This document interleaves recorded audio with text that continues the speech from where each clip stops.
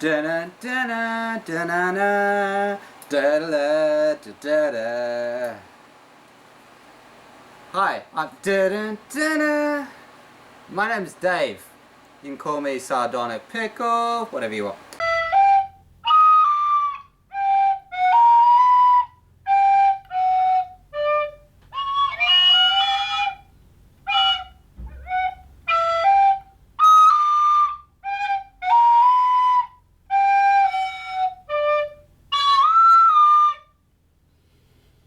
Me? Just in case any thieves are watching, I don't have a routine. I live in the moment, yo. Wow! You weren't expecting that, were you? Yes, I do quite enjoy bubbles. Weren't expecting that. No, man, a routine. Not me, not I, not nice. Good evening, folks. I am making myself a cup of tea. I'll take Dilmah today. Not sponsored or anything, dear chefs. Don't think I'm sponsored by Dilmah tea or anything. We just need to wait for the fucking kettle to boil. I want my tea, goddammit, I'm British. Oh, hi. I'm a Can't. Okay, I don't talk about that. I'm Sardonic Pickle. I'd like to talk to you about gaming though.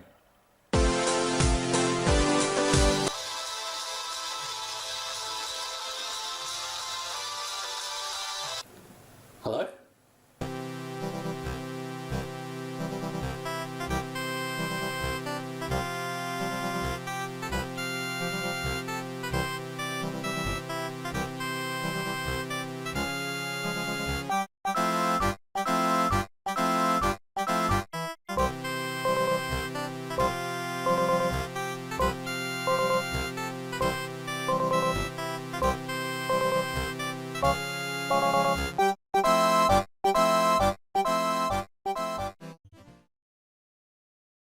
Hello.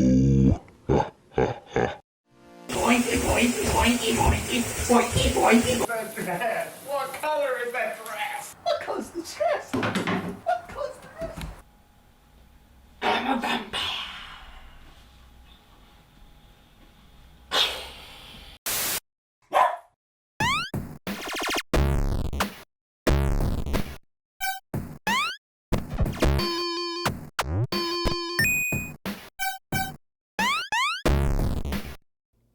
So hi, I am Dave, obviously. I've been doing this for 11 years now, so this is a little 11-year video thing where I look back at some of the videos I made and kind of explain how I see the evolution of my channel into the channels now. Obviously, it's been a while since I've uploaded anything on this channel, the main channel. I have been streaming on Twitch lately, quite often. So I've taken a break from Twitch and YouTube, but I just got back into Twitch again. So I'm enjoying doing Twitch again. But let's go back to the very start. In 2014, when I made my first video, we just moved out from the share house that we were in, my wife and I.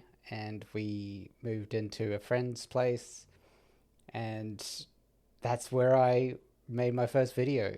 I wanted to be AVGN. I wanted to do things in his style, as well as JonTron, PPG, Peanut Butter Gamer. So I wanted to do that sort of thing. Obviously, I've told this story many times, but I have some new subscribers, so maybe they haven't heard it.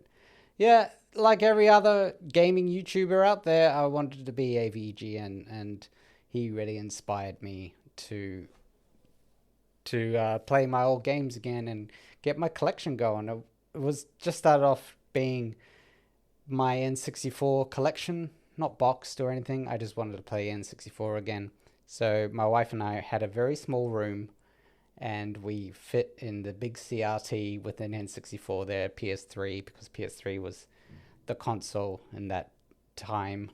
I started just wanting to play N64 again, and AVGN got me into retro games again. And so in the share house, I actually wrote my first review, not even thinking of uploading it or making it a video or anything. It was just on paper or on the computer, and I printed it off. I think I printed it off, I don't know. But I made little Photoshop thing, little jokes and stuff like that. But so I was writing reviews before even thinking of doing YouTube. I like the idea of reviews, but my initial vision of reviews has changed. As I said, it was very skit based back in the day. My very first review wasn't skit based at all. It was just a review like I do my modern Sardonic Pickle reviews without cutting gameplay. It was just a vlog. It was just me reading a review that I wrote from Russia with Love on PlayStation 2, I think. And yeah, so there's no skits, no editing, basically. I didn't really have proper editing software or skills. So this is a review about the legend of, James Bond 007. Russia with Love, from that. So I just did it. I just filmed it. And I guess that was the start of just doing things. So that was the very first YouTube video I made. Quirky, funny at times, like me. And getting upset that there were too many jetpacks when jetpacks weren't in the movie From Russia with Love. That was Thunderball. Basically, there's a lot of jetpacks. It's like obsessed with jetpacks. It's got nothing to do with jetpacks. Jetpacks is not James Bond. So don't have a whole game. Why don't you have like jetpack James Bond minigame instead? Don't. So, too many jetpacks. But anyway, it kind of still upsets me. But that was the first YouTube video I made. And then I decided, okay, I can do this. So I made an edited YouTube video where I was trying to be... Oh, I can't get my hair right. Where I was trying to be normal bootsy.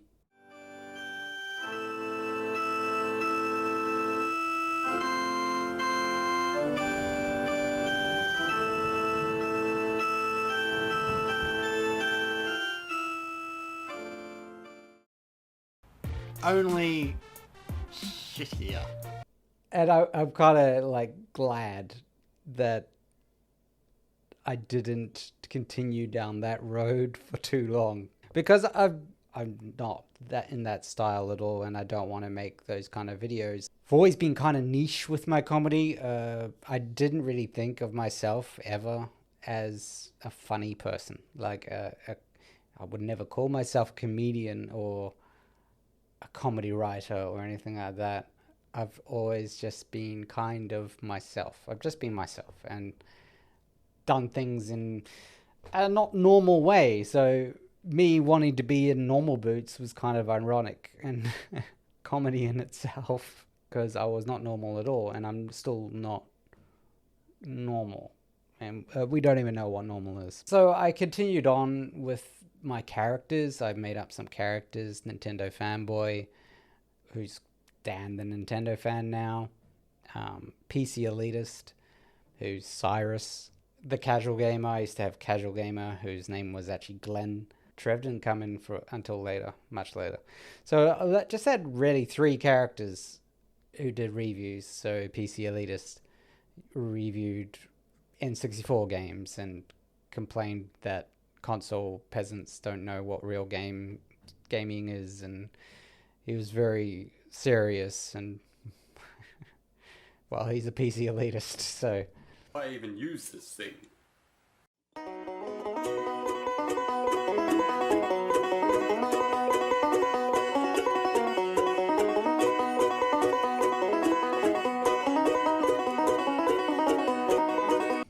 Dan the Nintendo fan, or Nintendo fanboy, is what he sounds like. I like to think that I'm unbiased when watching the E3 press conferences.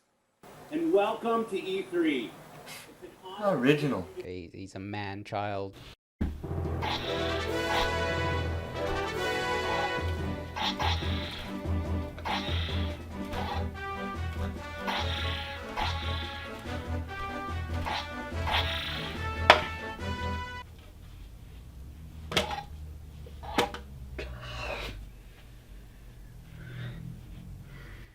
Anyway, the point of the video was that he's gone. He's not the CEO of Nintendo anymore. He's whiny, he's emotional, he's childish. Or you can play it on the Game Boy Color. Now that'd be a platformer on a platform I can get behind. No one cares about handheld consoles. Or any consoles for that matter. Shut up! I have contacts who would love to reacquaint themselves with you. Oh, you do, peasant. Let me guess. Snorlax? Pikachu? Look behind you.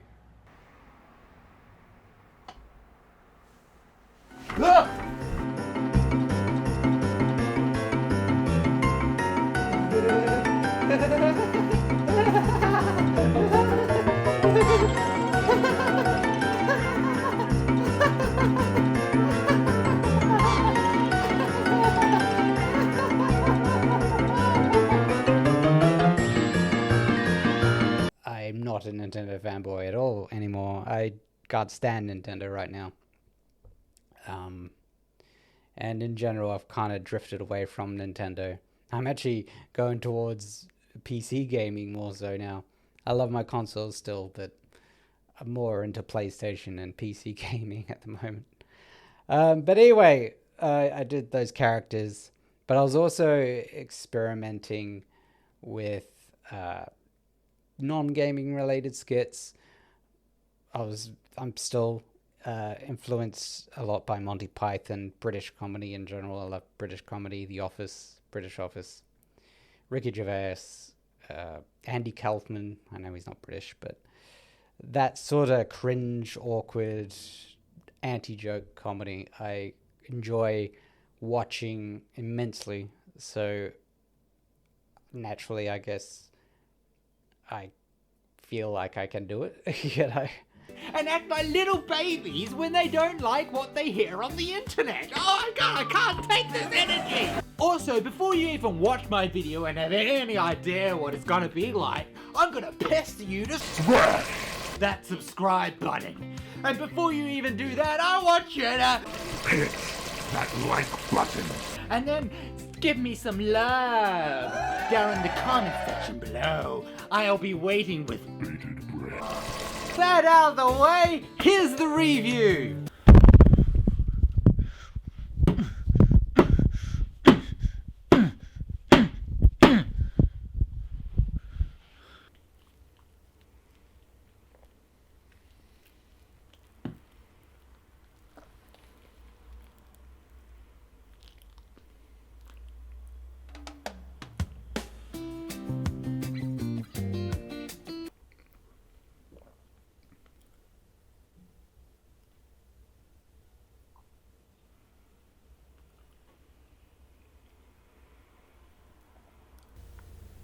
This banana sucks.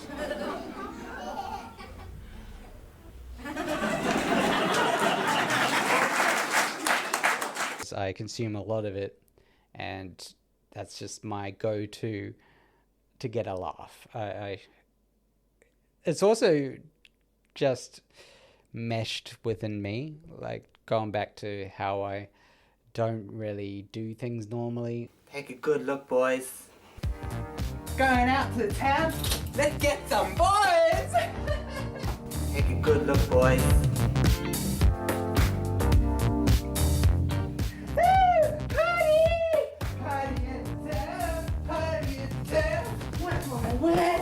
What do I wear? Take a good look, boys. Oh, that's where my wife's thongs. Thongs! I did this vlog in 2018, I think it was, where I was saying that I didn't want to fit in, that I didn't want to belong to with people and stuff like that. It's not true at all anymore. I obviously like being with people. I like being part of a group and a group of friends, and you know, enjoy company, of course. So I don't feel like I'm that edgelord anymore. I enjoy the spontaneity. of life. I don't think I said that word right. You know, even what I'm doing now, it's play. It's play. You know, life is play.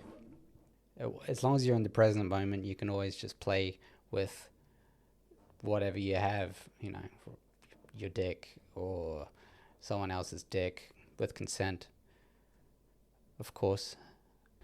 Can be held between the chin and the throat. Hello.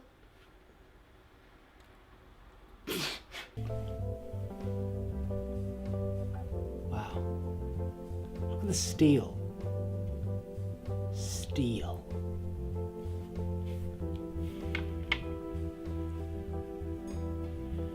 This third fork is a masterpiece of craftsmanship.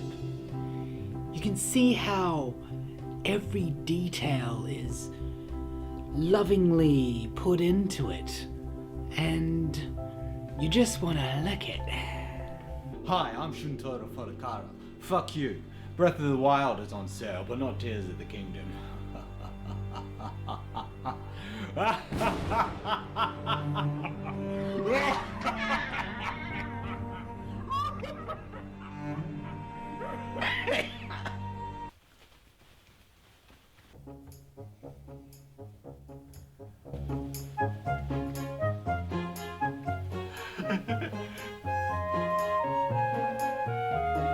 This is my kind of thing. It's more like it. I'm just gonna sit down in the chair and pretend that I'm talking to someone behind the camera, like they do in documentaries. I'm gonna make this look like a real documentary. I'm gonna laugh at a joke the director said and pretend I'm looking at them, even though it's just an ironing board over there.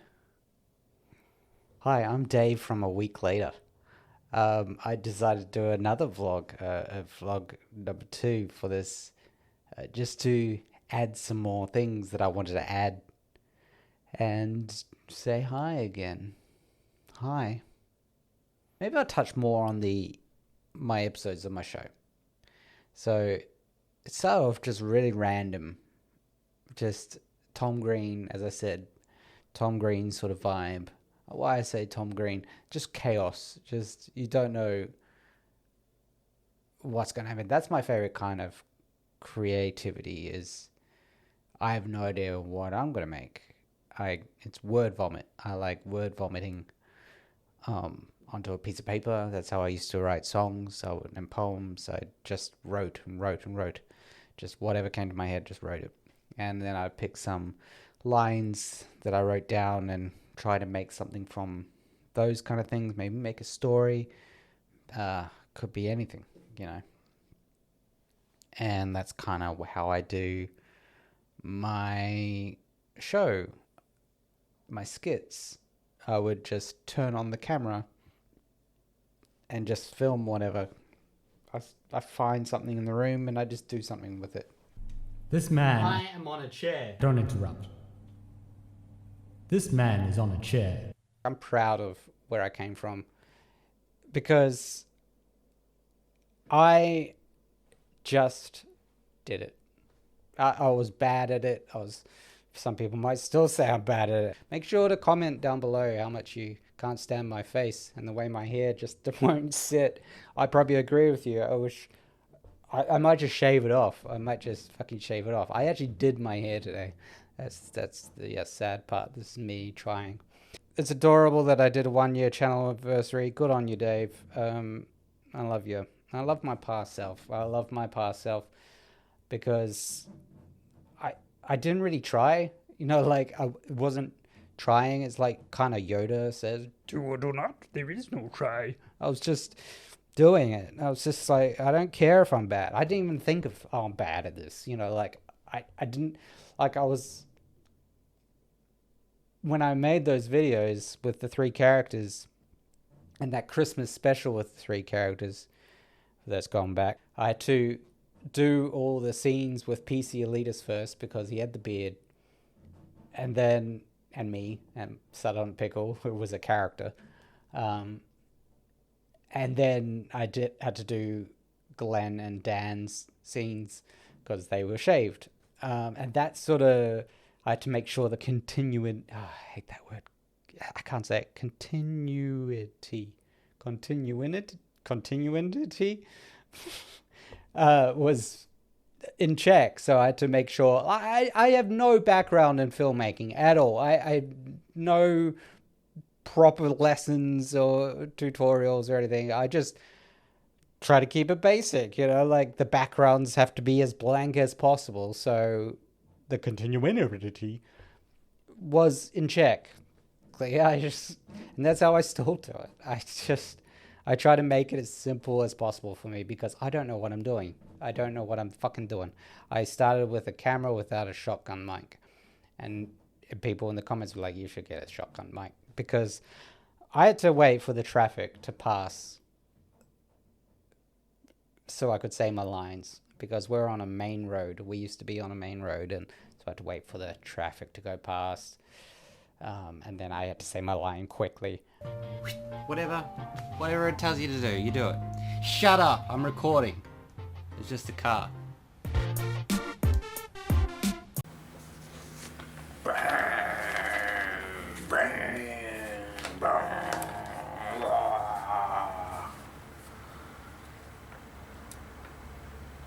Waiting. Oh, another truck's coming.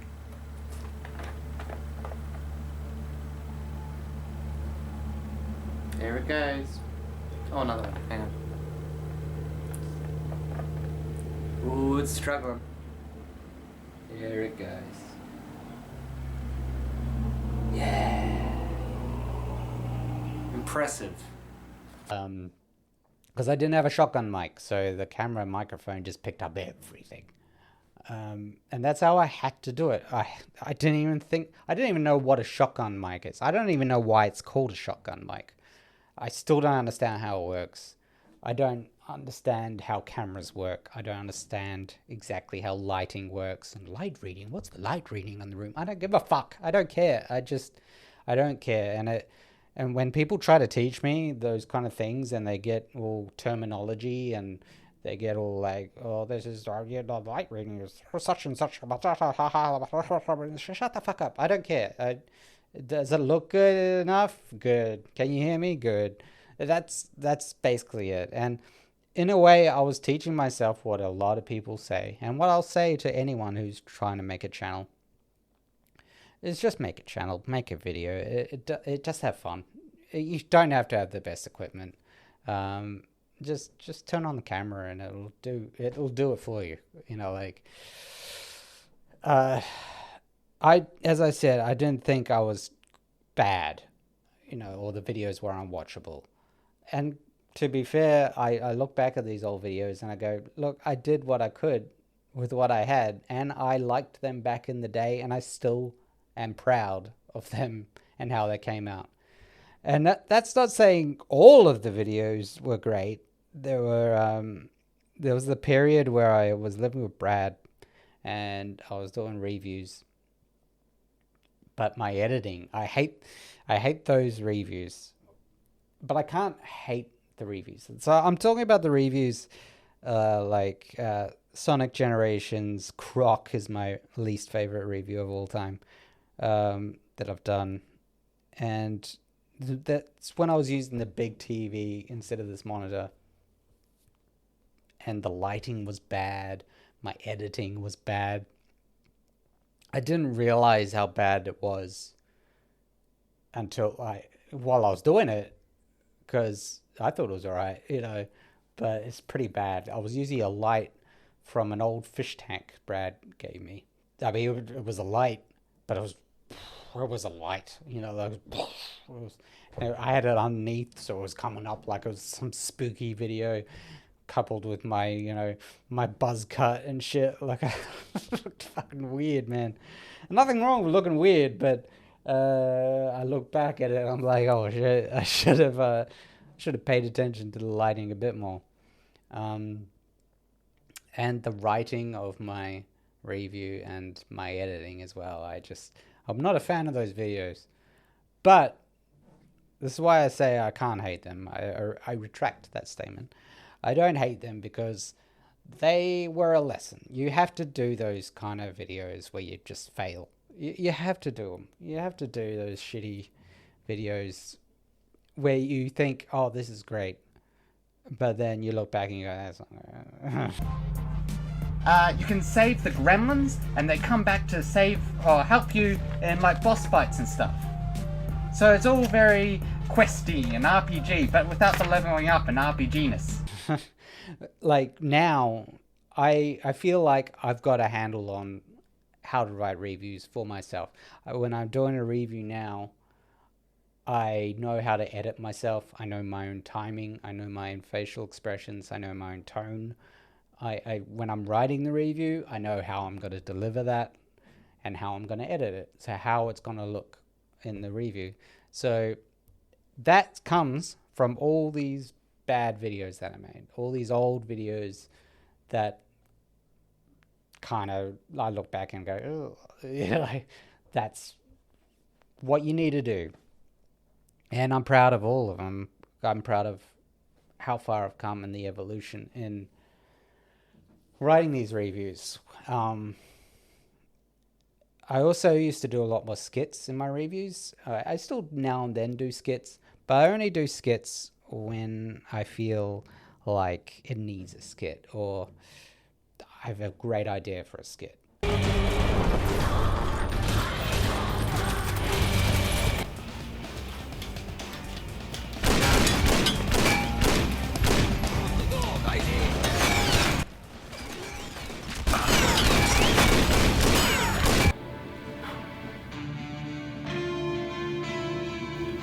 This is Red Steel on the Wii.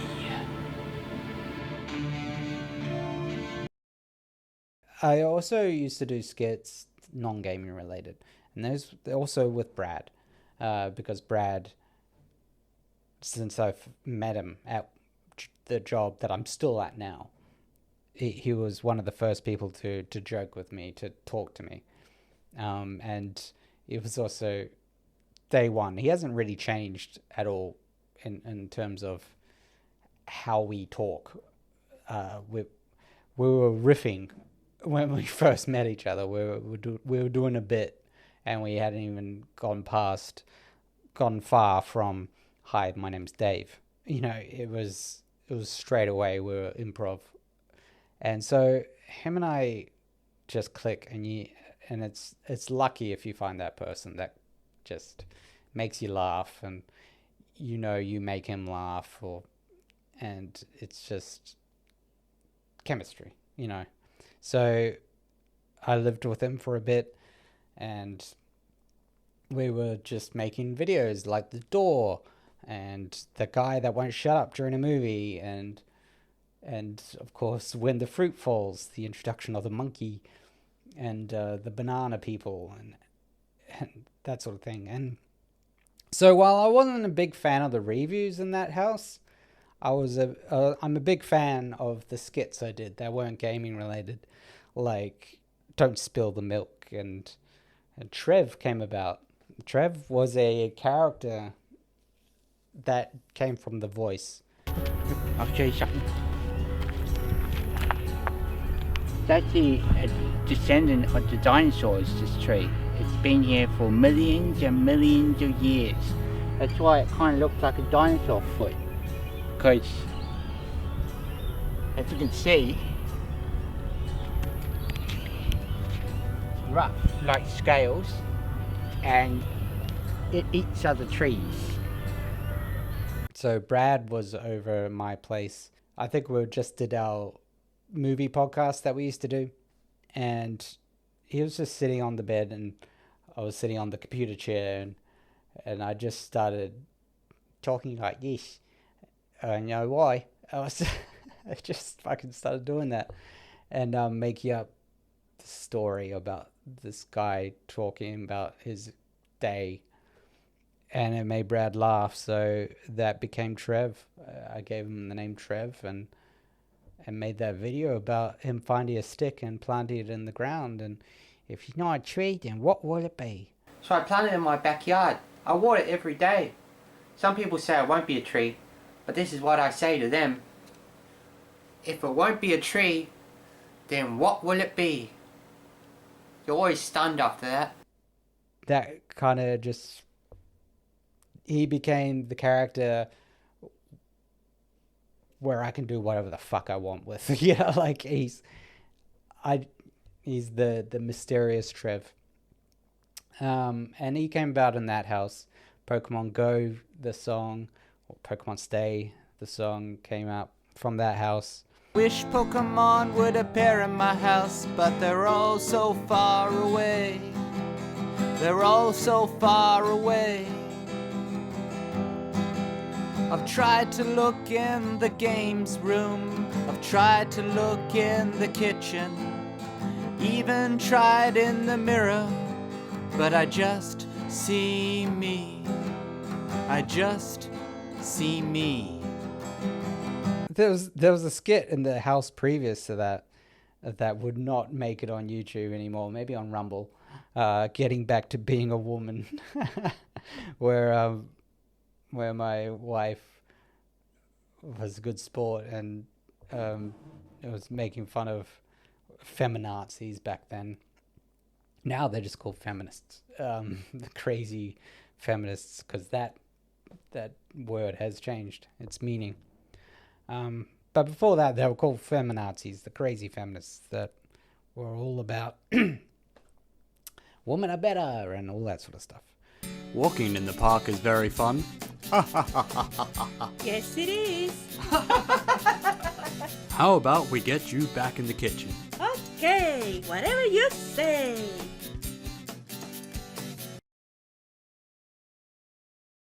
Walking in the park is very fun. Yes, it is. How about we get you back in the kitchen? Okay, whatever you say. But it's also the start of course, this content creator, which is a play on words for discontent creator. Yeah, so I came up with that because I don't know how I came up with that. I just thought it'd be cool to do like a skit based on the comments I've gone through the years or the months. And honey, do you think I have a criminally undervalued channel? What?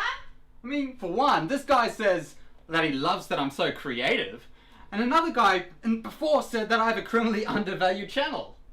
Well, that's an overstatement, but your channel is good. Yeah, it's ridiculous, as if I broke the law, as if it's illegal to have not, go past 80 subscribers. I'm sorry. I'm sorry, I'm gonna just have to call my lawyer, hang on. Lock me up and throw away the key. I've got to go to jail. Woo! Here comes the police. No, he hasn't got any negative comments yet. Like, he has got, the normal feedback, like, hey, you should get a shotgun microphone. The first episode did really well and it seemed that people enjoyed it. So I did a second episode and that had Brad in it. It's the lonely life being a YouTuber. You often spend time behind a closed door and in front of a computer screen. Oh, I don't want to delete that. Yeah, I like it most times. But sometimes I just want a friend.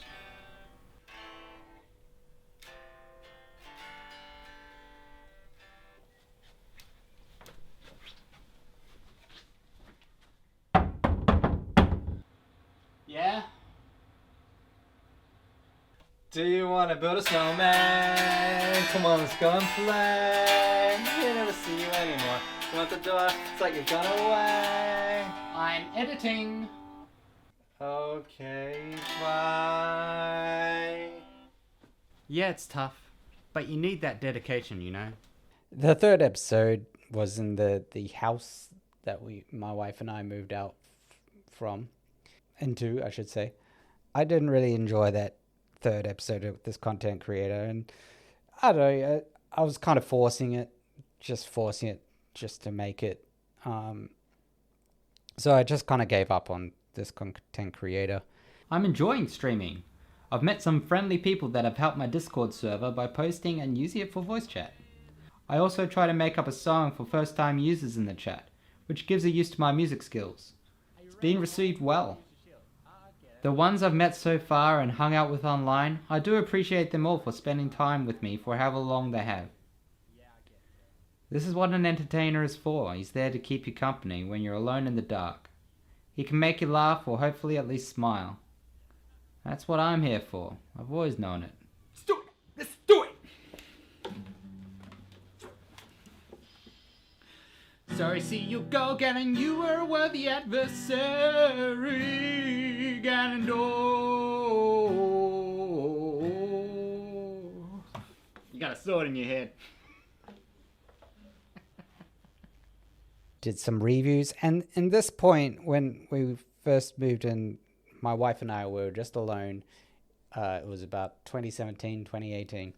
I enjoyed my time. I was enjoying my time with YouTube. The vampire skit, I go back to the vampire skit whenever I doubt myself, because I will show a little bit of it now. I'm a vampire.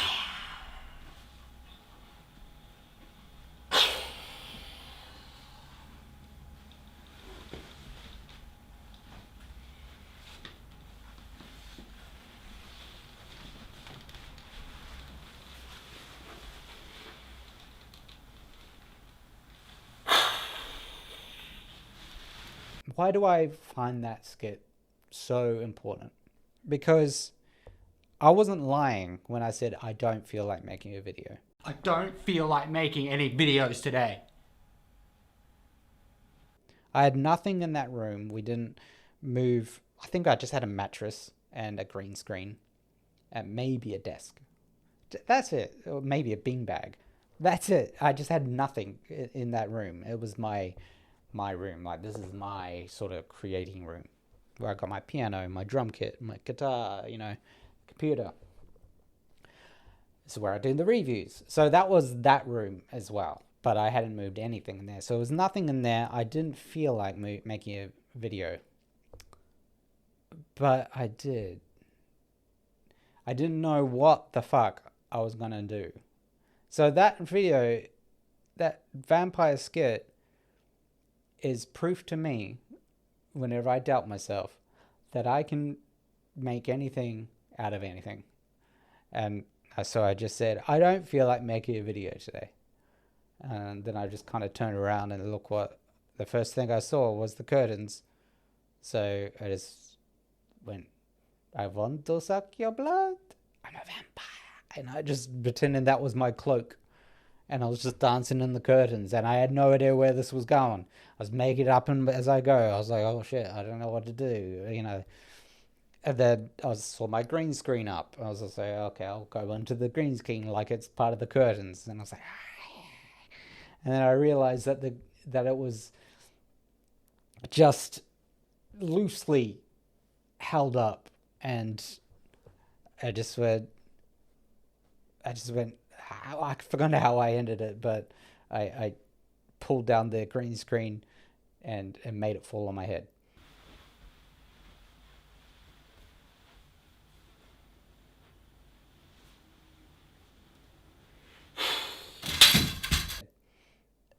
You know, and it made it look like it was an accident. So that whole thing was pure improv as I went. I had no idea what the fuck I was going to do. So every time I doubt myself that I you know, I can't make something without overthinking it, without thinking about it, you know, like, I just look at that skit and go, even if you don't feel like it, you can do it. Now you can run through your hair like this, all over your hair, just like this. Now, just get the penguin. Brush it through. Now you're ready for the party. If you get some on your eyebrows, you can style them as well. Cool. Thanks again for saving me from that psychopathic PS2 version. Hey, no worries, Dave. You ready to finish me now? Of course, friend. Of course. Fuck that shit. Doing PSAs with Brad, public service announcements, which is basically videos where we just improv. Yeah, and then, okay, finally, we're at 2019, where the first episode of my Sardonic Pickle show came out. And this is where I decided, instead of uploading my non-gaming skits as a separate video, I would collate all of the skits I've done over the time and make them into an episode of my show. Very much in the style of the Tom Green show, all those 90s sort of chaotic, you don't know what you're going to get shows. That was the style I was going for at first. And I think it did well. I think people liked it, and I liked it. I'll continue to host the show throughout until a certain point as well, but the first 3 episodes were pretty random. And it was the 3rd episode of the show, The Passing of the YouTuber, was kind of an appropriate title because I was kind of giving up my mental state as, oh, I'm supposed to be a YouTuber, you know, what I thought YouTubers were. I never really called myself a YouTuber. I didn't want to be called a YouTuber. But I guess I am, because I make videos on YouTube. One of the exercises I must do every day is the YouTuber voice warm-up. I do it on the way to work, while I'm in the shower, and any time I have spare. Even while editing sometimes. Hi everyone, I'm a YouTuber. But I make videos on Rumble too, so does that make me still a YouTuber? Or just a video making person? I hate content creator as well. I don't like any of those terms. I prefer artist. I call myself an artist because I don't just make videos. I write songs. I write poems. I've made a game, and I think games are art. Passing of the YouTuber was that. Oh God, I can't take this energy! Also, before you even watch my video and have any idea what it's gonna be like, I'm gonna pester you to smash that subscribe button. Don't be rude. They carry your food. Tra-la-la-la-la, trolley. Then I did masks, which had the trolley song in it, but it was more serious look to myself. This was the beginning of COVID as well. COVID started coming in and just kind of screwing up the society and making me depressed. Tra-la-la-la-la, trolleys. Tra-la-la-la-la, trolleys. Tra-la-la-la-la. And then Bigger Than Joy, Hello World, Go Be Yourself. It was all kind of playing into more philosophical stuff, but also it was still kind of random. According to all known laws of aviation, there is no way that a bee should be able to fly. Its wings are too small to get its fat little body off the ground. The bee, of course, flies anyway, because bees don't care what humans think is impossible. Whoa! Look at me go! I'm a bee on a bee! Whoa! And then a 40-minute Christmas special in 2020. And that was fun to do. Catherine Smith is one of my favorite skits or jokes to come from my shows. Just because my wife, we made it all up on the spot basically. She delivers a message about not throwing tinsel at your family members while you're making the Christmas tree because it might hurt their feelings. Darling! Yay! Alright, that looks really nice. I know. Hey. Why did you do that? I told you not to do that!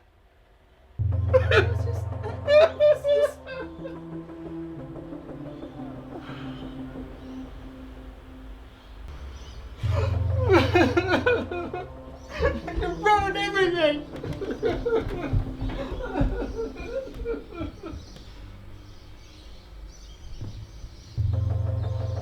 And then she says it's a message from Catherine Smith. Why is that so funny? It's just because it's so random. It's just a boring name. It means nothing. And that's so funny to me. Hey guys, this Christmas, don't throw tinsel at your family members. Take it from me, Miss Smith, Catherine Smith.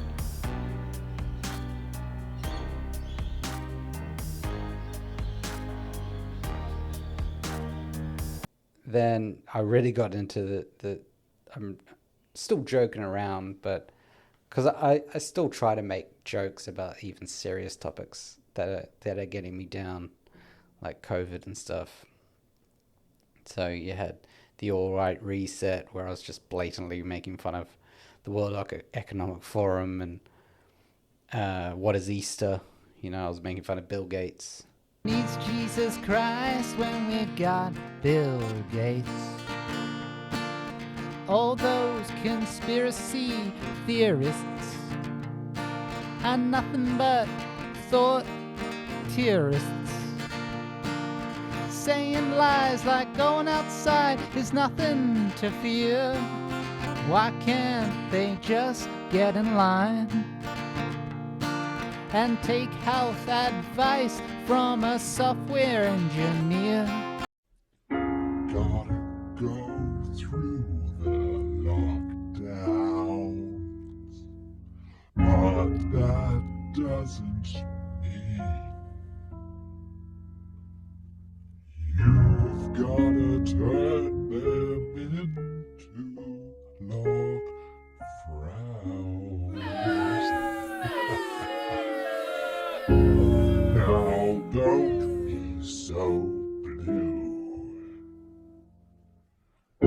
Show some gratitude. Your government cares about you. And then You Get What You're Given comes out, and as I mentioned before, that was I think that was the start of how I wanted my show to go from there. It's my favorite episode that I've made because it was the turning point for my show. It was the mix of comedy and serious expression as well. What's going on in your head, Dave?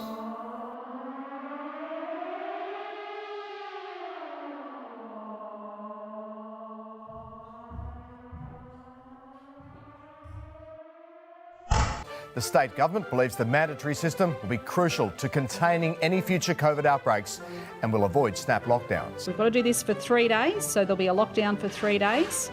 What's going on in your head, Dave?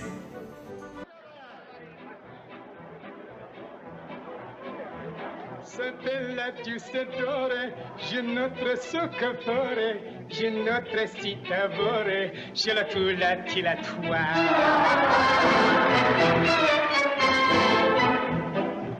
Once I went to a food court, got myself some lunch. Lady gave me my sandwich, I dropped it immediately. I knelt down and picked it up, checking to see if anyone saw. There was a couple watching. For some reason I yelled, "I'm not gonna eat it!" I don't know why I did. They probably didn't hear me, and all they heard was, "I don't fit in as a human. I dream of being anything else." And there's a good mix of both those sort of tones, and you get what you're given. And a comment, and I got a really nice comment from someone out there, just a random guy that found my channel, and he said that he really liked that episode, and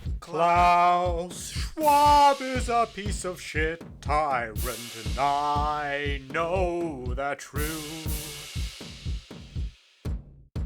Ha ha ha ha ha ha ha ha ha ha ha ha ha. Ha ha ha ha ha ha ha ha ha ha ha. Shut up, I'm recording. I could have edited that part out. I don't know who I was talking to, but that was kinda rude. But if I edited that part out, I wouldn't have this part of the song. And I wouldn't be in the nude. Has minor autism. And then Elephant in the Room, and the Elephant in the Room was... This is when it was starting to take like months and months to work on an episode. Like the original episodes didn't take months and months. It was probably a few weeks, maybe a month, because there wasn't a theme to it. But You Get What You're Given started the whole theme thing, you know, properly. I think maybe Easter was, but I think maybe the B one was the first. But You Get What You're Given was the one to take it seriously, I guess, the theme thing. Take it seriously.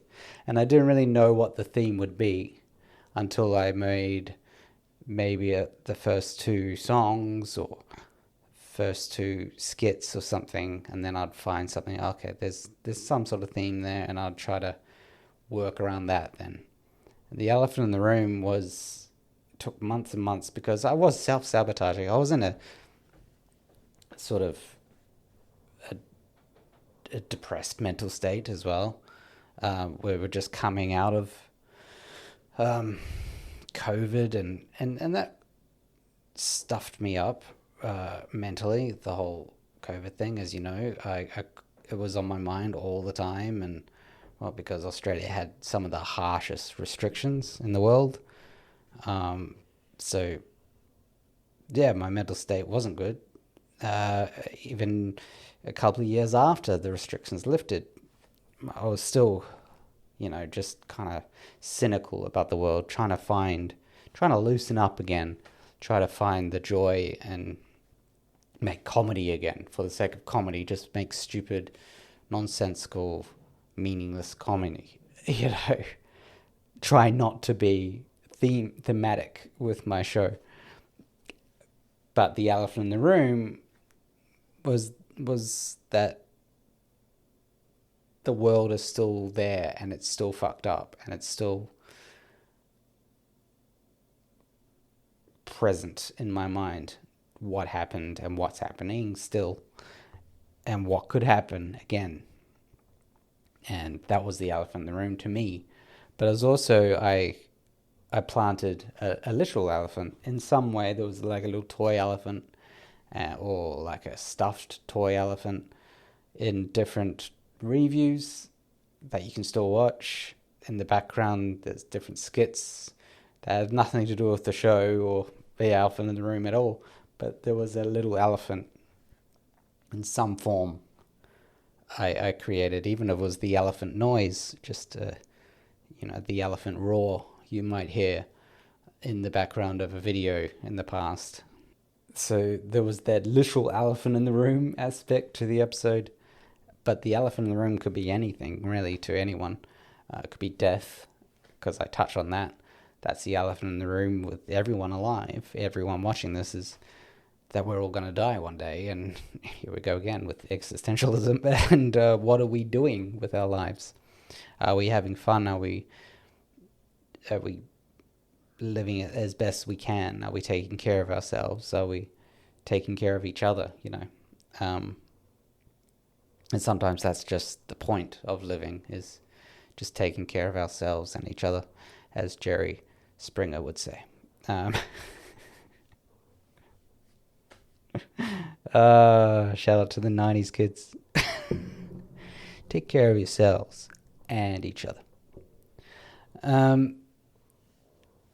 So yeah, Elephant in the Room was a mixed bag, pun intended, of reactions from people. Some people didn't like it, some people loved it. I got people offline as well loving it. They thought it was great. It affected their friend who has mental illness, and it made them relate to it, you know, in some way. In a good way, you know. There's plenty of comedy in there, you know. I fought a toilet. So I found a toilet in, like a literal toilet in the curbside collection. So in Australia, there's a curbside collection. I don't know if they have it in America, where everything that you can't fit into your normal rubbish bin that the government or the council takes every week, you once a year there's a curbside collection where you put like couches out or tables, furniture that won't fit in a bin, and they come and collect it. Someone put out a toilet. So I'm always on the lookout for props, even if I don't know when or how I'm going to use them in a video. I'm just like, when am I ever going to have a toilet that I can use for a prop? And why is my go-to in my videos, I'm going to fight that thing? It's always, it's some way I'm going to fight this inanimate object. It's always my go-to, and I need to break free of that. I need to come up with better ideas than fighting it. I fought monkeys, I fought reindeer heads, I fought balloons, I fought toilets. So that's so I fought a toilet. That's an elephant in the room. I also ended the episode with the song "The World Needs You," and I like that song. I think it's good because it says, you know, even if you feel like you're ostracized and emasculated or humiliated or isolated, the world still needs you, even if you feel weird and different and like the world doesn't need you. The world still needs you. So, and it basically says that. It says that in the song, "Don't give up," you know, the world needs you. So and it was the elephant that was singing that. So the elephant, I was dressed up as a shitty elephant costume, but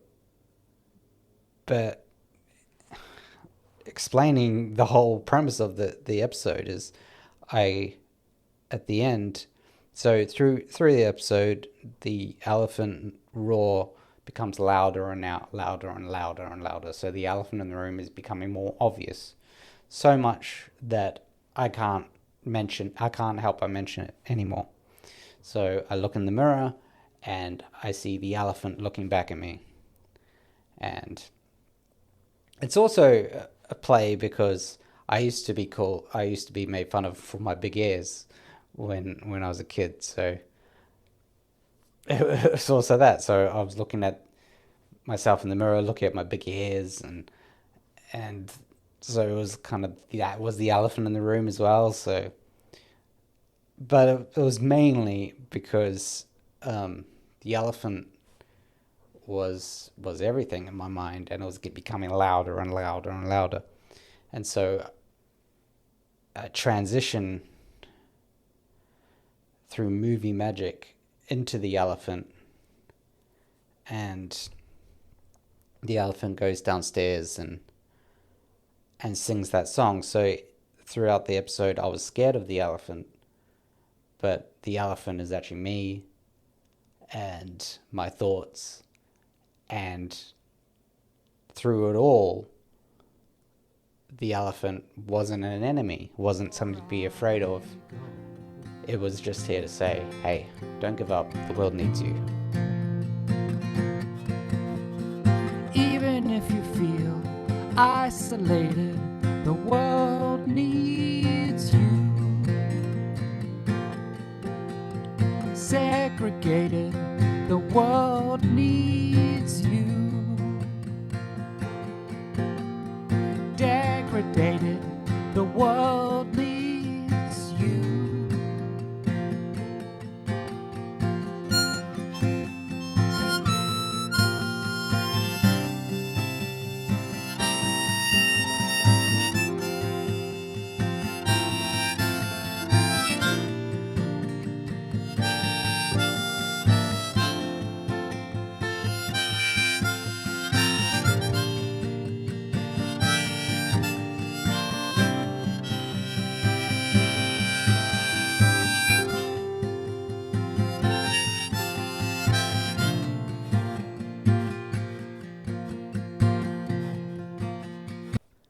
So that was basically the elephant in the room. That's why I'm very proud of it, because not only did it take months, like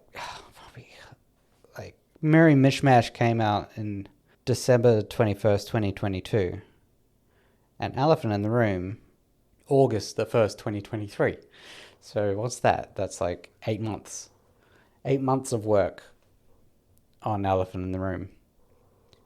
And that was the longest time I spent making an episode. So I was, of course, exhausted from it. And I was like, what do I do now? Like, with my show, do I go back to the original? Because that seemed like a good cutoff for the season. You know, that was like okay, enough of the theme. You know, enough of the thinking too much about the theme. You know, just go back to chaos and weirdness. But I don't think I was quite ready for that. It's sort of a romantic idea that I could go back to chaos and just complete and utter nonsense that means nothing. Maybe I will one day. Maybe this next episode that I'll eventually work on will be that. But who knows? So the next episode showed, and the last episode, the most recent episode, is The Grass is Greener. Lords, I hate them. Well, it's been a while since I've done anything like this. I'm in a car. But it hasn't been a while since I've been in the car. Lords, I fucking hate them. He who hath entered the chat must abide by these hereby rules in this scroll hereby in my hand. Very high up, isn't it? Yeah. Which debuted with the new Sardonic Pickle variety show channel, 28th of June this year. So that took a year. It took a year to make, because it has 4 songs in it. It's got the song about lawns, which actually, shout out to Kangus. Kangus plays games. I'll leave a link in the description. I'll go on a little Kangus tangent. Because Kangus plays games is one of the best people alive. And he's the best streamer ever to have streamed. I don't know how he does it. He's got a busy life. He's got a lot on his shoulders, and but somehow he manages to keep a regular streaming schedule twice a week, and it goes for a decent amount of time, most streams, but he keeps up the energy, man. I don't know how he does it, like, and an optimistic sort of, like, encouraging, always hopeful, always there for you, always, he's become one of my best friends, one of my greatest friends. And it all started when he raided me when I was playing Banjo-Kazooie on Twitch. Twitch.tv/Sardonic_pickle. Sorry. No one's going to follow me now. Good. Don't. But yeah, I don't know what it is about Banjo-Kazooie, but that game seems to magnetize towards, or attract some of my most loyal, long-standing followers and chatters on both YouTube and Twitch. But it's a blessed game. It's the perfect game. But yeah, Kangus plays games. If you want a really good streamer, check him out. I'll leave a link in the, in my balls. I visited Kangus in real life, and we had a conversation about lawns and how annoying they are and in the way. And he was like, I was like, oh, I need to make a skit about this or something. He goes, I'll write it down now. And I was like, so I did on my phone. And then I made like a short skit in Melbourne.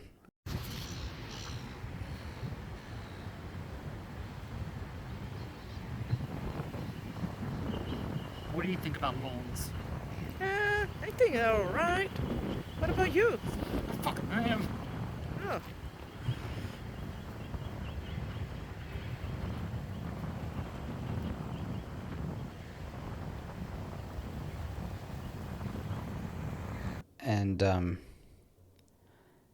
And I didn't upload it or anything. I just made it on the camera, edited it, made it on the camera, made it on the phone, edited it on the phone. I was like, yeah, cool, I made something. And then, but then I decided, yeah, I'll just make a song. I was going to make something longer, like a longer skit, but I thought, nah, I'll just make a song. And it was an excuse to use my electric guitar. Your lawn sucks, and it's a load of muck. It's your pride. I've got a truck full of herbicide. Your lawn smells, can burn in hell. It smells like dirt, makes my nostrils hurt.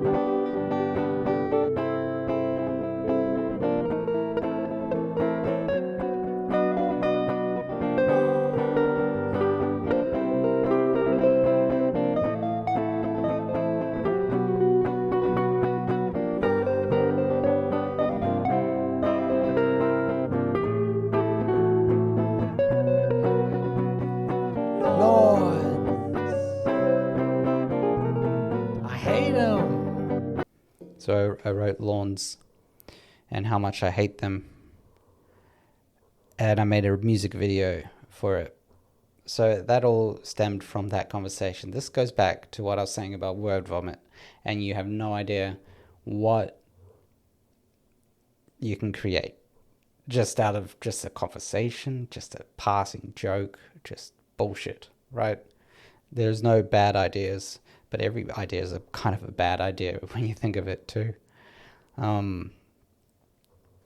But just go with it, and you don't know what's going to happen.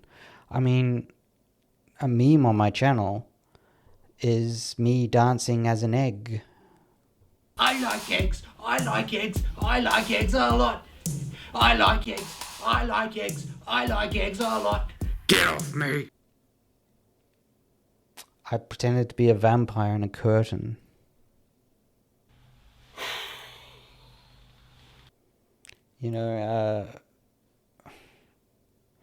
Trev plants a tree, plants a stick, thinks it's going to grow into a tree.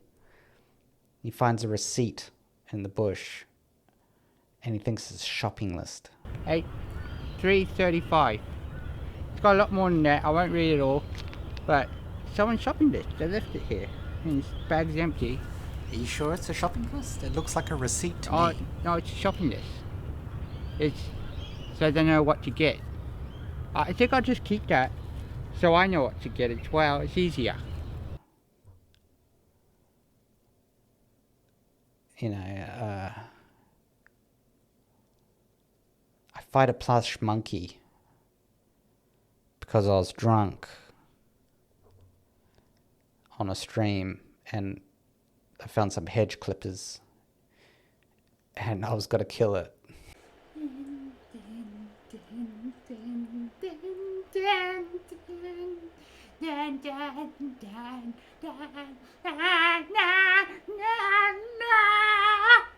had enough. I've had enough of this monkey. It's time. We all have our time. I could never kill a monkey. I also, my friend Brad and I made a skit about banana people. A banana family who lost their dad and passed through a jungle of monkeys and a Godzilla puppet. The bananas make their way past the old Mexican banana. Morning! Buenos dias. Great day for a walk, no?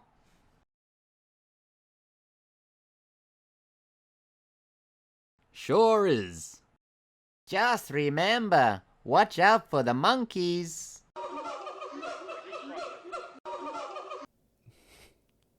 All because one morning when I was living with Brad, we had a banana on the counter and it was browning, and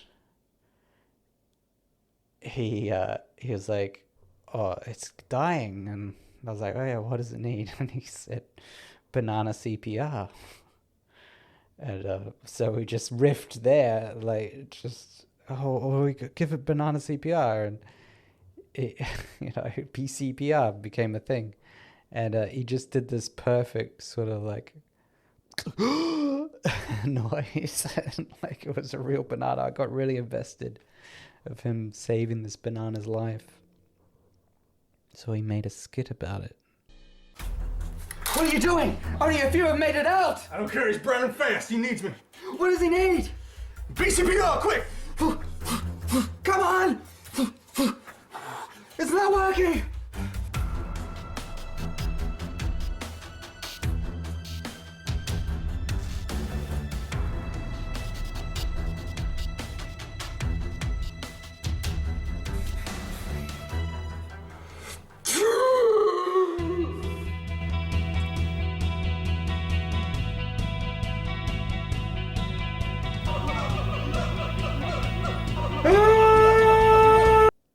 It was a story, man. So you don't know what's gonna happen. What I don't know what I'm gonna make. I don't know. But anyway, grass is greener. The latest episode. Hey, that's and then. Okay, the last song of that episode is about the pawpaw tree. Dropped eyes wide. My poor tree had died. Now I'm chopping up.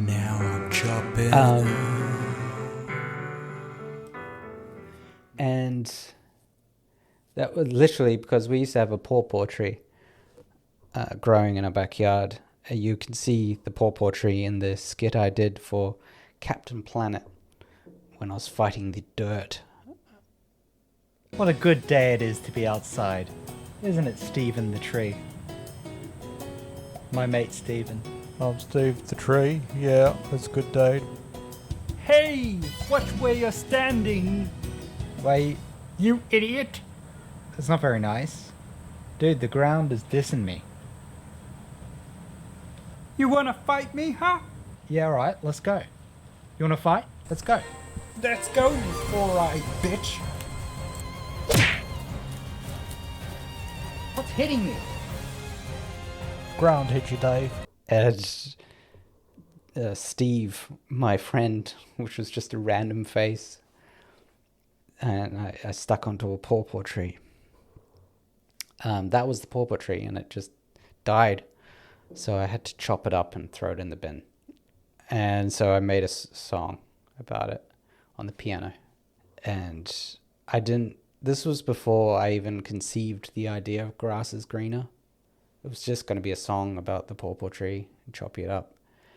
And when I say in the song, this is a metaphor, it was, I think I was gonna put in there to make people kind of make up their own minds about what the metaphor was, because I didn't know what the metaphor was for, what it was a metaphor for. Was it even a metaphor? So I just said, this is a metaphor, because you can make it up if you want. This is a metaphor. Now I'm chopping up. Now I'm chopping up. But then I figured maybe subconsciously I was making a metaphor, and that was how I tied it into, there we go again, the theme of the episode. That's why I made it at the end of the episode, because the whole episode, the grass is greener, obviously jealousy, because I'm jealous of, I have a problem with jealousy when I see my friends do well. I hate to see you growing.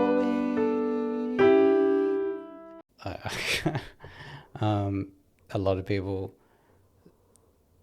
just say, "Oh, I'm happy for you," you know, and I am happy for my friends who do well. But there is that part of me that's like, "Fuck, what am I doing?" You know what I mean? It's. I am growing just like you. You know, there's that doubt in myself that's like, there must be something wrong with me, or something they have that they know that I don't. I'm a different species. And so, yeah, the grass is greener. You look over at your friend's lawn and you go, fuck, that's it's greener, it's a better lawn. So fuck lawns. Why do I want a lawn? You have to maintain it. Grass may be greener on the other side, but that just means you have to maintain it, right?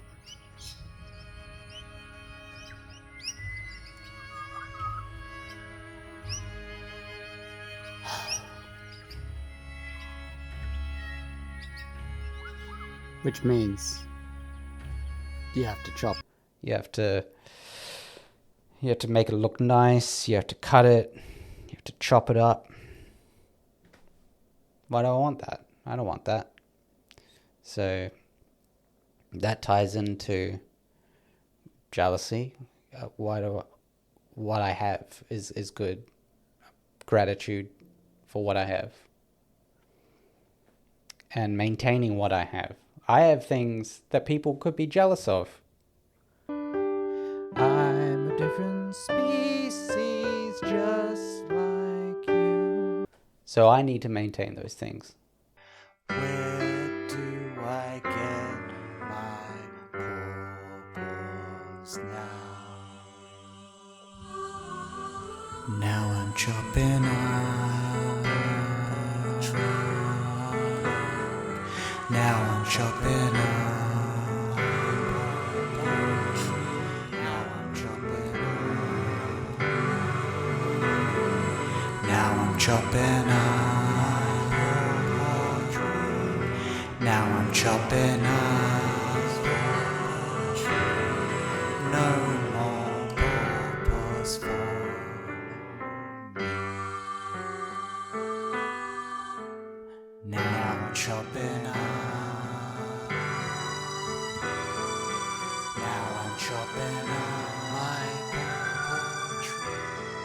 That was the whole cicada thing. Cicadas are on the ground for most of their life cycles, and they come up and shed their skin. You know, it's growing, they shed their skin, it's painful, but they become adults and fly away. I've not become an adult at all. Well, I am, technically. I am a man. Technically, I am. I pay my bills, got a job. I'm wearing a Star Wars shirt. I'm not a big fan of Star Wars, but anyway. Better than not wearing a shirt, which I've done many times on my channel over the 11 years. Been naked a couple of times. Put a shirt on. Well, that's fair enough, yeah. Going on a tangent again. But The Grass is Greener was about chopping up, you know, and I think that meant returning to joy, returning to gratitude and joy for what I have, because I don't know what the future will bring. The other song I have in that episode is I'm a Different Species. I hate traffic just like you. I hate queues. I hate queues just like you. I'm a different species.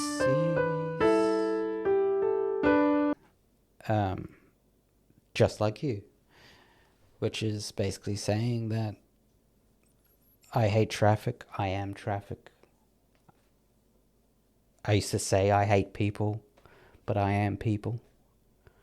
So how can I hate people? I don't hate people. I like people. I hate traffic. I am traffic just like you. I hate queues. I am queues just like you. I hate queues. I am queues. But that's what that song is. It's just realization, acceptance of growing and just accepting that I am part of this whole thing.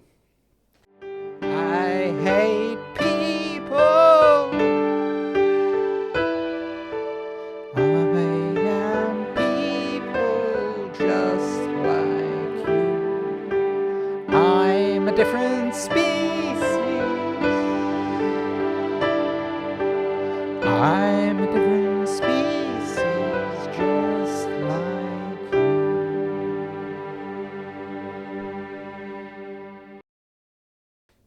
And it's returning to gratitude and joy. And I'm growing, I'm changing, I've changed spiritually.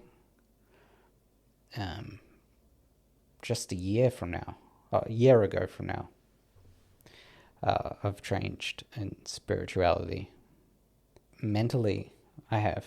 Could put it down to the mental health that I've gotten, but it's also, for me, it'd be the spirituality aspect, and it's having good family, good friends, but it was 99% me, inner work, going through the changes, going through the mental fight, and in the end, it's not about fighting yourself. It's just about being in yourself, just calming down. I think coming back to reality, and I think that's what I meant by chopping up, is that I'm calming down. You know, I don't know what's gonna happen. You know, the world is gonna keep whirling, but I'm gonna die one day. This is the only life I got. But hey, that's okay, 'cause we're all gonna die one of these days. And if we wait, the sun will explode somewhere down the road. And That's okay, 'cause the universe can finally lighten its load. And hey, it's okay, 'cause we're all gonna die one of these days. I'll give some shout outs. Swifto, for one, I mentioned him before, but he has, I don't know how many channels he has, but he has multiple channels where he posts funny stuff. He's very creative. He's very funny. He deserves all the love in the world, and he just needs that environment to set him off, like, because man, his videos are funny. He's a very funny, innately funny person, with a lot of potential and talent. So check him out, Swifto. I'll have a link in the description for at least one of his channels. Boxin, long-time friend of the channel, proud American, proud family man. He's got a good sense of humor. He streams regularly, really. I hate that word. Regularly is my new philosophical. He streams regularly on Twitch and Rumble. He loves Rumble because he's a proud American. It's all about that free speech, which we all should be. Like, free speech it's magical. It's the human right. Boxin Doxin's a very nice guy, and he's very loyal and like a dachshund. Yeah, he's cool. Check him out. Kangus, I've mentioned him. Check him out. Ryder, check him out. He streams on Twitch. I think YouTube. Does he on YouTube? I don't know. He streams on YouTube or Twitch. And he's getting into making videos now. So he's a big wrestling fan. And he's heavily involved in the Filipino wrestling, which is awesome. Very cool. And he's a good mod for my Twitch chat to keep you nasty trolls away. Or you bots. But yeah, he's a sexy man. Ryder. Be cool to hang out with Ryder one day. Vexarion Gaming. He's relatively new in my circle. He's a Twitch streamer. He puts a lot of effort into his streams. He puts a lot of work into them. The sound alerts, his overlays. He's everything in terms of ethic that I would love to be. In terms of putting effort into streaming. I don't have the energy for that. So there's the jealousy in me. Very jealous of him. Very jealous of his sexy looks as well, and his sexy voice. Can't wait to meet him in real life next year. So, Vexarion. Another good Aussie to follow on Twitch. And he's got a backlog of my videos, and that's so flattering. I really appreciate you, Vex. Whenever you watch this. Hello. Who else? I really should start writing these things down. Boomer Ryan. I don't really talk to him as much, but he was a big part of my channel. And yeah, he also streams still. He's a VTuber now. So he's cool. I like Boomerang. He's a funny dude. Chill dude. Another good Aussie.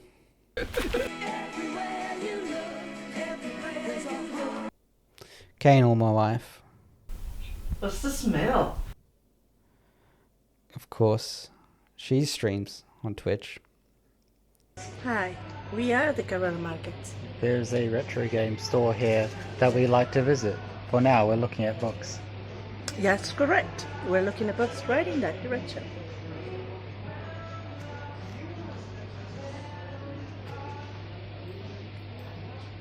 I'm Batman. And, but she's my best friend and crazily supportive, good listener, encouraging. What's the smell? And, you know, very funny. Very funny. She's come up with a lot of jokes on my channel, including the Catherine Smith thing. And this is what my wife bought. I put a tea towel! Yeah! It's handmade. I really love it. It's such a nice embroidery. And then you just put it on there and it has the button and you just can keep it in there. So it's all happy, all nice. I really love them. So I had to get two. It's so nice. Yeah, it's different thickness too. So this one is just for the plain No one cares. I wouldn't be where I am without her as well, you know, in terms of mental health and stuff like that. So, Kaynil, big shout out. Moog's cool. Moogs. Don't see you much because I stream on Twitch and she doesn't stream on Twitch anymore. But she streams on Rumble and YouTube. She's very fun streamer from England. And yeah, like you should check her out. She's a great singer. She can sing. She's got some pipes. Better singer than me, but most people are, so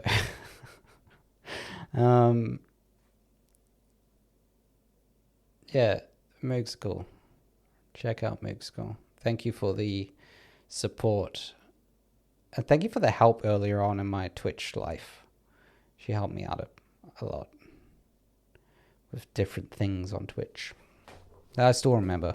I remember that help. Shivering Stencil. Just awesome artist. Mentioned it before about the channel art. Thank you. Thank you, Shivers. Thank you for the times you were in my chat. Thank you. Thank you for being there. Thank you for the laughs. Thank you for cheddar procurement is pretty good.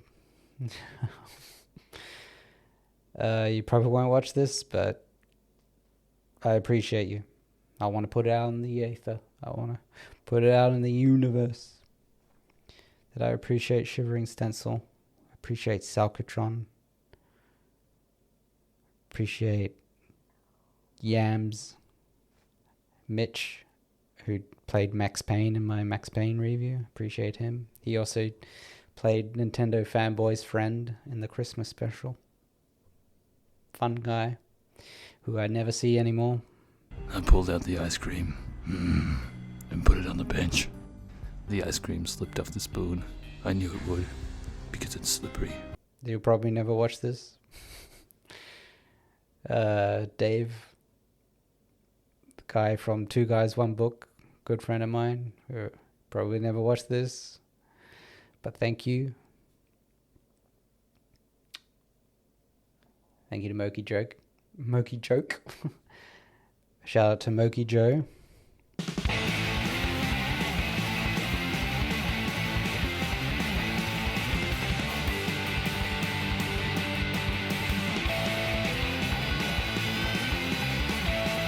Hello!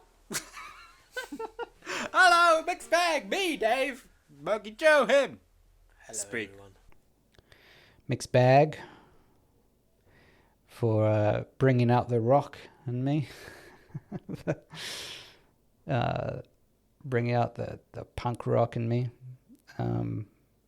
teaching me to not look at the sub count so much and fuck them. You know, fuck them. If you leave, fuck them. If they unsubscribe, fuck them. They don't deserve my content. Fuck them.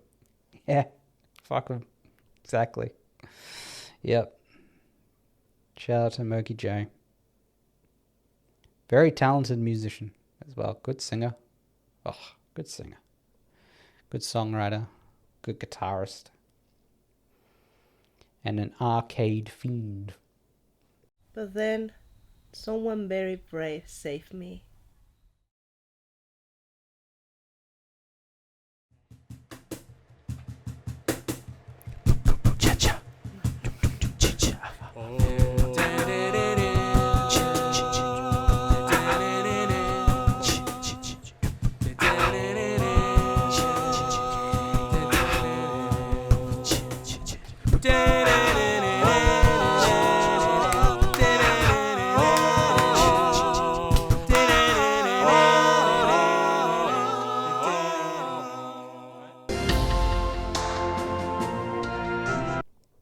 LawnboyPost, 1975.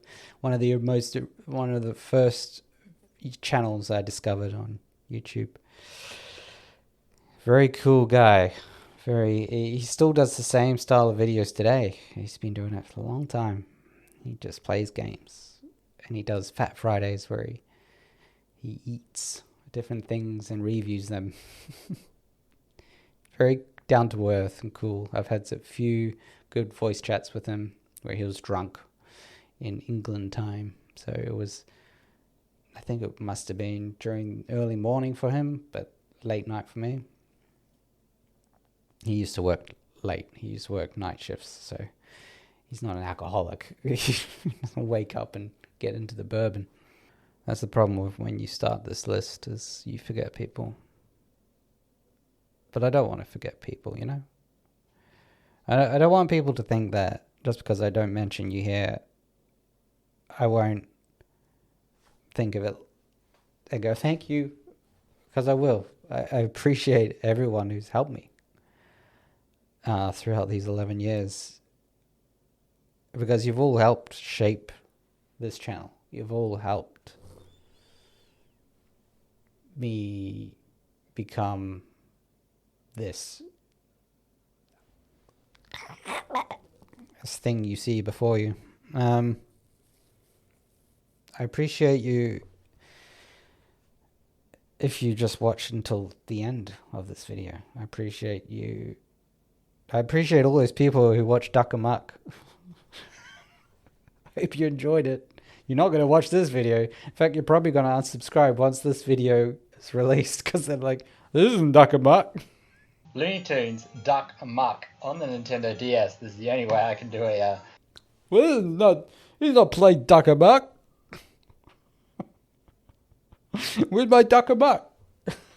But thank you for watching Duck Amuck. All 14,000 of you. That's a mental number. I'm just trying to picture 14,000 people in a room. That's like a stadium. No, that's not a stadium. That's an arena. Like the Brisbane Entertainment Centre. Just watching this guy on the stage playing his 3DS. So let's try it out. Licensed by Nintendo is always a good thing. Way Forward, that's a good start. Way Forward is a good... This is great. Hope he does this again. Thank you for watching Duck Amuck. My masterpiece. That's the punchline, isn't it? After 11 years. Duck Amuck.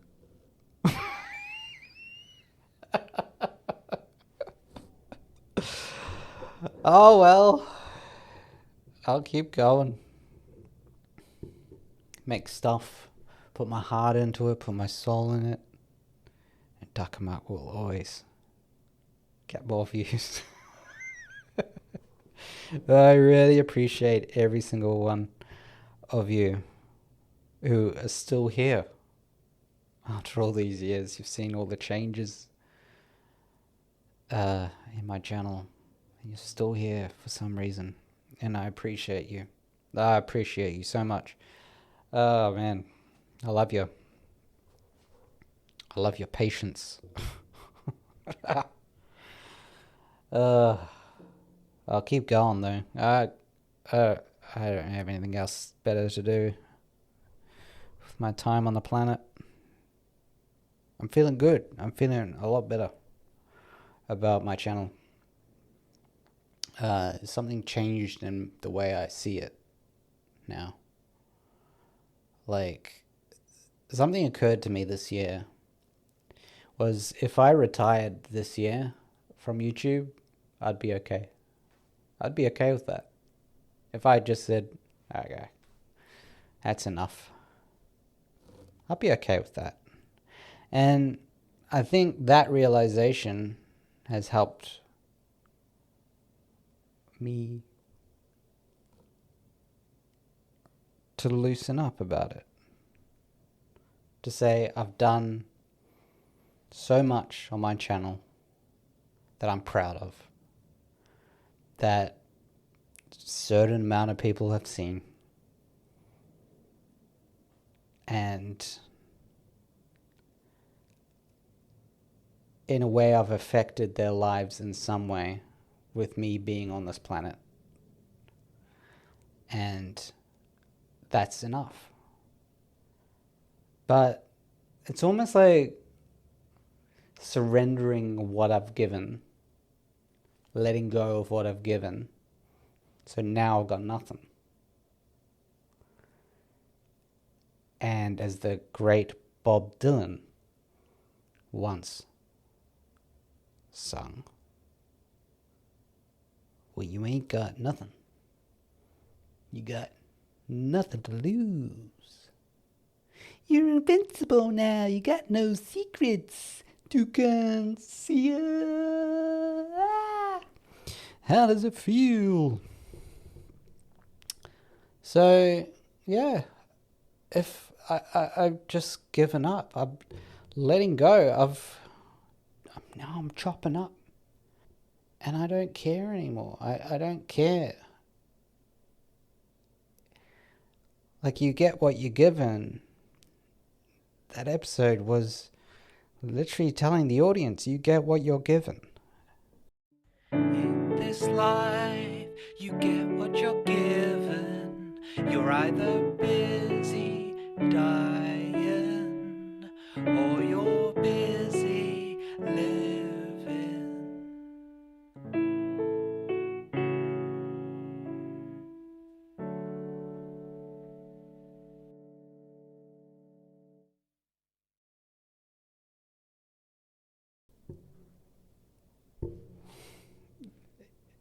This is what you get. You get what you're given. Like it, hate it, sub, unsub. It's all part of it. You get what you're given. I got what I was given. And I'm giving you what you get given. And now I'm just going to give more. And you can love it or you can hate it. It's not up to me what you do anymore. Never was. Never was. It's up to me what I do. And I feel like I'm coming to peace with that. Maybe it's because I'm tired. Because I'm getting older. So I don't have the energy anymore to fight that. But I think it also, I've been doing this for 11 years and I'm proud of what I'm done. I'm proud of myself.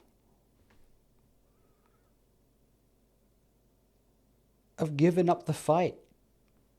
That's a good thing. Now I can just have fun. And I hope that you can see me having fun, and you can have fun with me. So here's to more years of fun.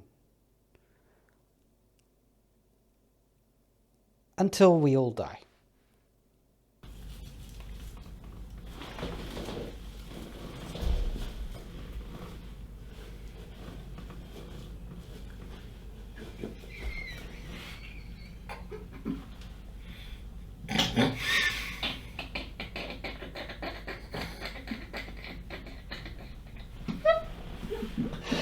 Oh.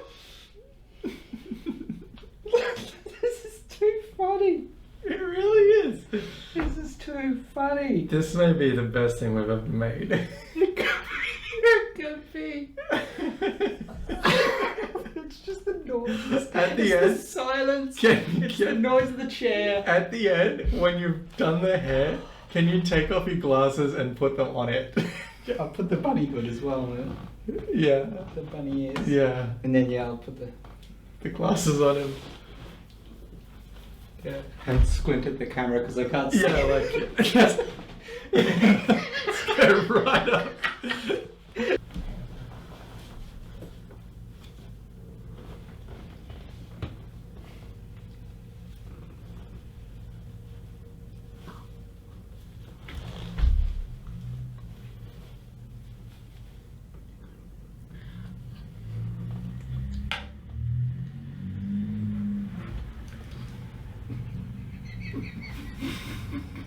Fuck me. I love it. It's the dumbest fucking shit I've ever seen in my life. I love it. That should be your channel slogan. It's the dumbest fucking shit I've ever seen in my life. I love it.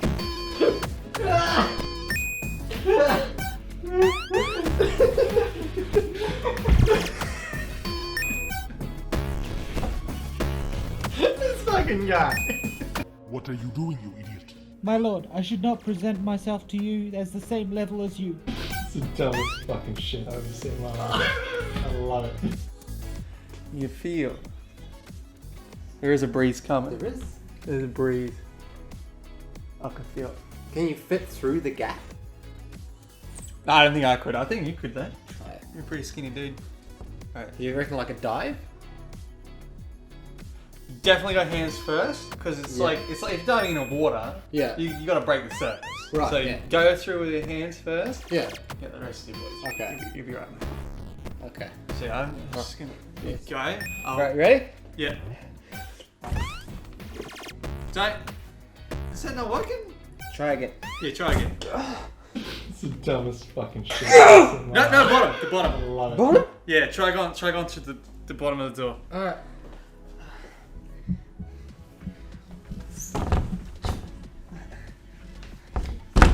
No, the fingers first. Oh, the fingers. Oh, I forgot.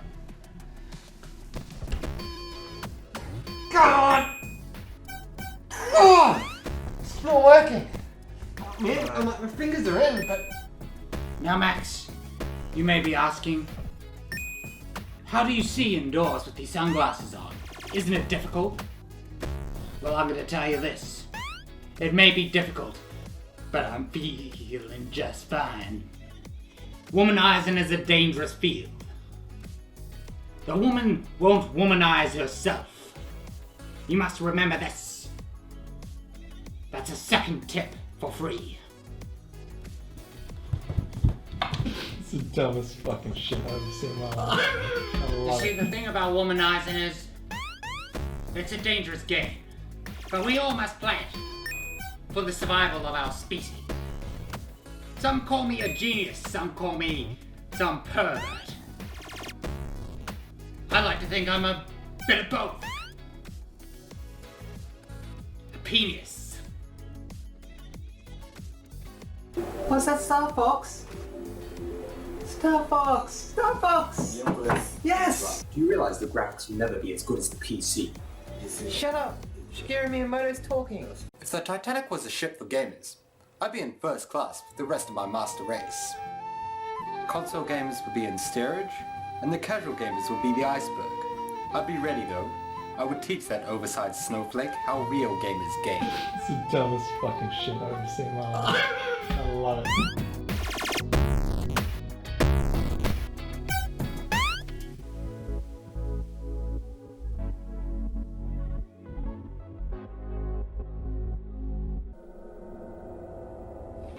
Hello.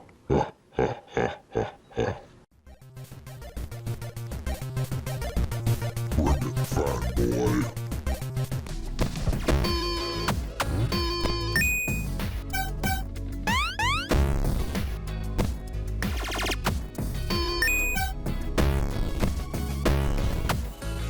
It's the dumbest fucking shit I've ever seen in my life. I love it.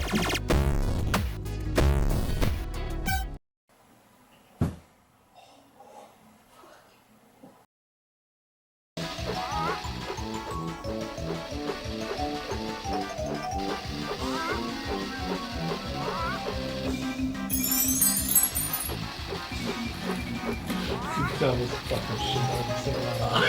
I love it.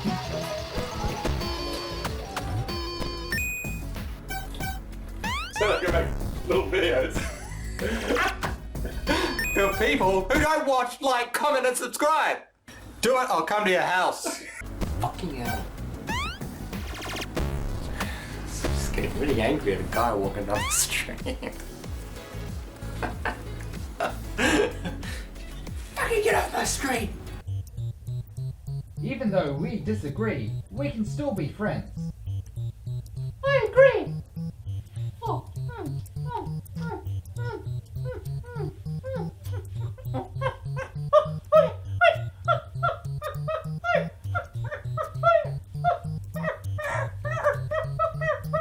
It's the dumbest fucking shit I've ever seen in my life.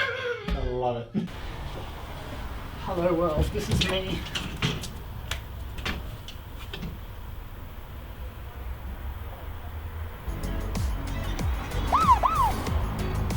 Just for a couple of examples, it's become impossible for me. Thinking all the time. Thinking all the time.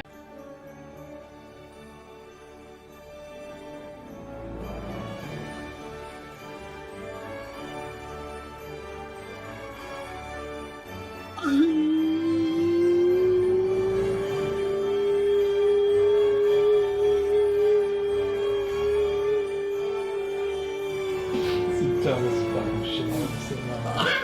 I love it. This is very important you remember. The cock must remain. The cock must remain. The cock must remain. It's a CD. It contains depression. In every level there are strawberries to collect. These strawberries do absolutely fuck all. They're a waste of time, just like real life strawberry. Well, maybe it's time you thought about global warming. You're such a nerd! I know, but I thought you'd be cool to know. As a regular dude, you can help spread the word to the other kids. So are you saying I should clean up after myself? I'm saying you should clean out before you skate out. It's the dumbest fucking shit I've ever seen in my life. I love it.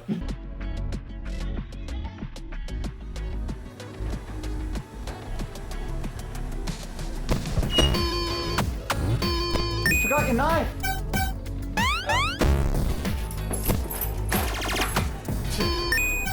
Hey. Call me old fashioned. Kneel for me, David.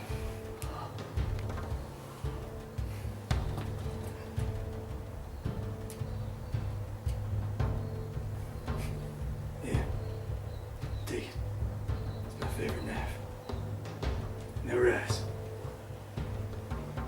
Just before me, you knelt as a man, and you rose a banana.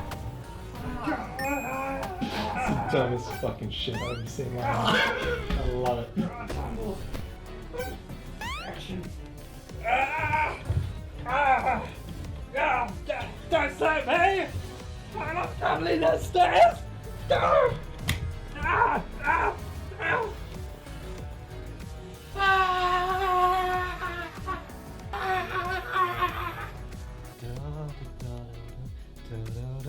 It's the dumbest fucking shit I've ever seen in my life. I love it.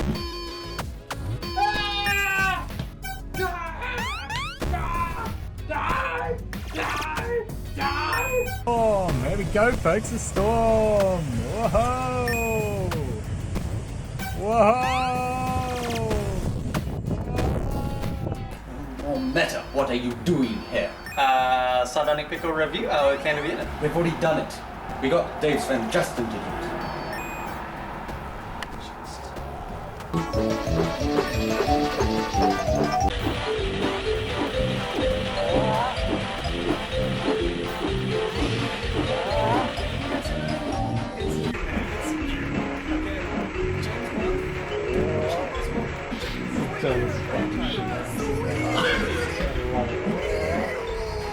If you're unsure if your friend is a dinosaur, you must question. If you say their name 10 times in a row, they will revert back to their dinosaur forms. Okay, whatever you say. Wanna go with us to the party?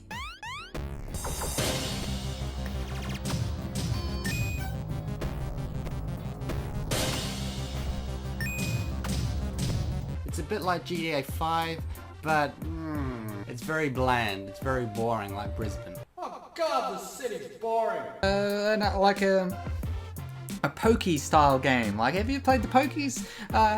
Think of your family. This is my friend Brad. He's also my housemate, and often a fountain of ideas for my channel. Good evening. I'm Brad. Call me Slice. Brad's fine, and that's not his accent. You play guitar as well, don't you? Yeah, you wanna hear? It goes a little crafter. Actually preparing for a gig tonight, eh? Not now. But a gig. Wow, geez. How many people will be there? It's gonna be a big one. 50, 150. We're hoping for 50. Hopes for the week, you know what I mean? So basically, it gives you the sense of freedom in No More Heroes, with the city of Sand to destroy. But it's this fake freedom, like contemporary Australian society.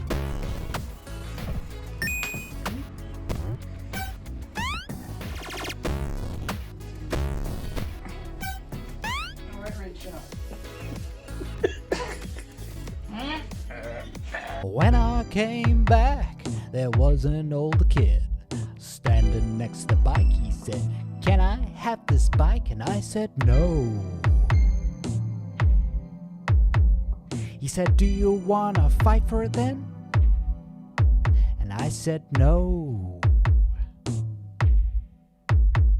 So he rode away with it, and I yelled to him, "Do you want the helmet?" And he said no.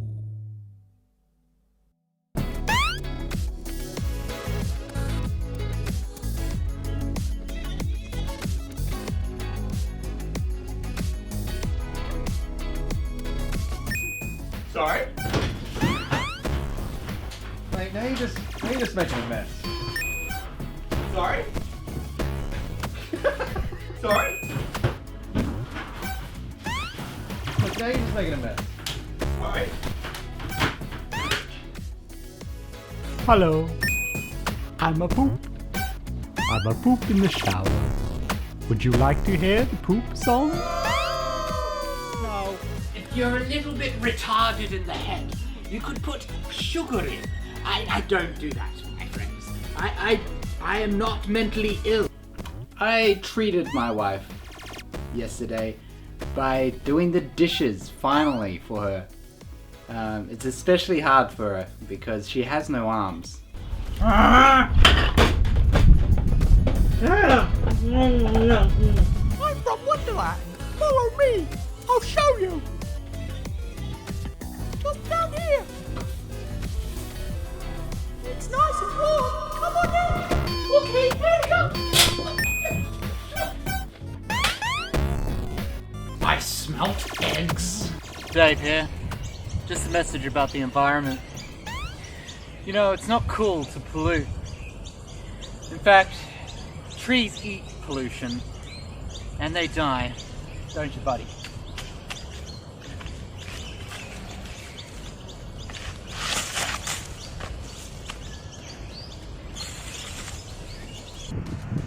Oh, what a hot day. Kids, don't abuse the trees. Trees are your friends. We wouldn't be alive without these babies. Come here, buddy. It's gonna be alright. I'm gonna hold you tight tonight. See you next time.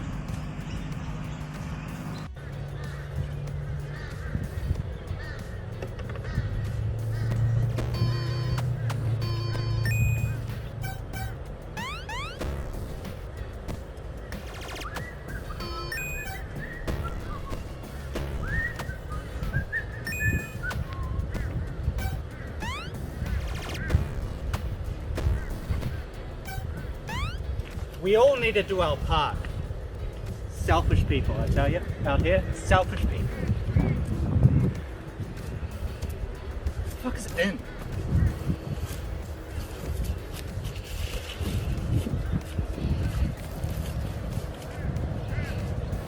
Oh, fuck's.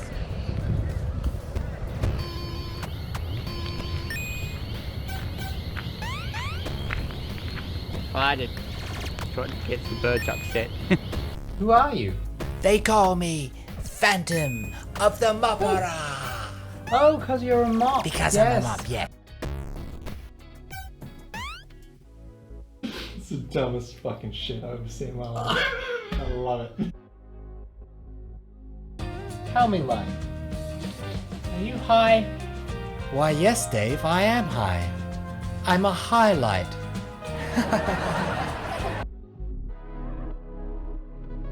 It's the dumbest fucking shit I've ever seen in my life. I love it.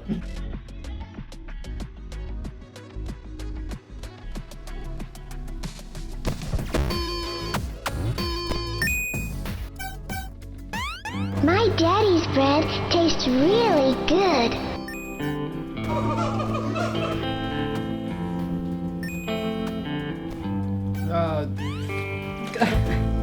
It's the dumbest Oh. fucking shit I've ever seen in my life.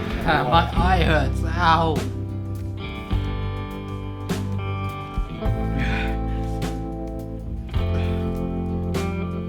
Ah, good.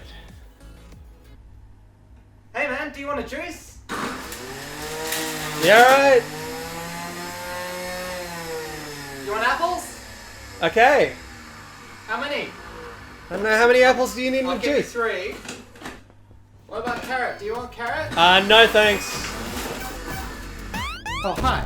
I'm Sub-Zero from the acclaimed Mortal Kombat series. My power is ice. In my hand, I hold Scorpion's testicles. What the fuck was that?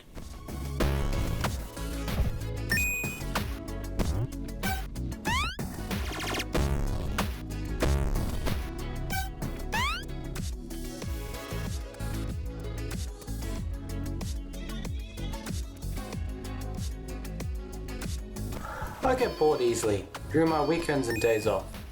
I'm so used to working, I don't know what else there is to do. So I try to keep busy. One of my favorite hobbies is going to shopping centers and seeing what I can find. Because what else is there to do? So maybe trying out the game review stuff will be good for me. Maybe it'll be fun. Maybe, just maybe, I'll have a really good time. A really good time. I like the Wii. God, it's the Wii U, you idiot! Wii U!